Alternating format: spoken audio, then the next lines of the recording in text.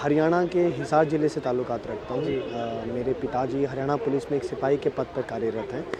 तो बचपन से ही जैसे कि हर एक देश के हर एक युवा का एक सपना होता है कि वो भारतीय सेना में अपनी सेवाएं देना चाहता है। तो ये मेरा सपना था कि चाहे वो जवान के तौर पर या अफसर के तौर पर मैं भारतीय सेना का हिस्सा बनूंगा और हमारे भारत देश का प्रतिनिधित्व करूंगा और उसकी रक्षा करूंगा। ये मौका मुझे मिला जब मैं अपनी 12वीं कक्षा में था।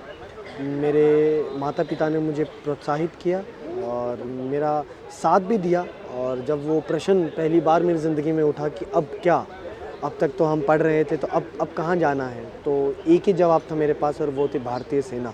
तो मैंने नेशनल डिफेंस एकेडमी का रिटन एग्ज़ाम दिया, उस रिटन एग्ज़ाम को क्लियर किया।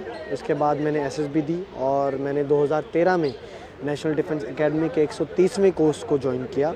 और वहाँ पे अपनी ट्रेनिंग कंप्लीट होने के बाद मैं इंडियन मिलिट्री एकेडमी 2016 में गया। वहाँ पर 1 साल की कड़ी मेहनत, 1 साल की ट्रेनिंग के बाद 2017 जुलाई में मैं 16वीं बटालियन कुमाऊं रेजिमेंट में कमीशन्ड हुआ।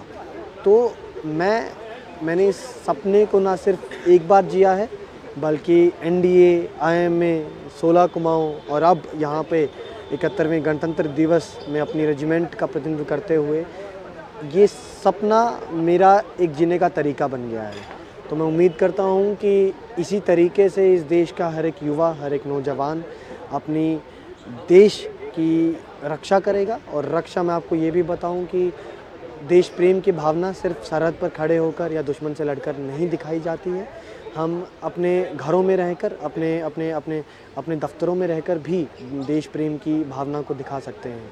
तो उम्मीद करता हूँ कि इस देश का हर एक वासी अपने काम को ईमानदारी के साथ करेगा और जितनी मेहनत इस देश का एक फ़ौजी सरहद पर खड़ा होकर कर रहा है, उससे 10 गुना ज़्यादा मेहनत हम देश के अंदर रहकर करेंगे, तभी जाकर ये देश उच्च ऊंचाइयों तक पहुंचेगा। ये कितनी प्राउड की बात है कि एक सिपाही का बेटा देश के लिए सब सोचता है, वेतन नहीं वतन के लिए वो काम करता है।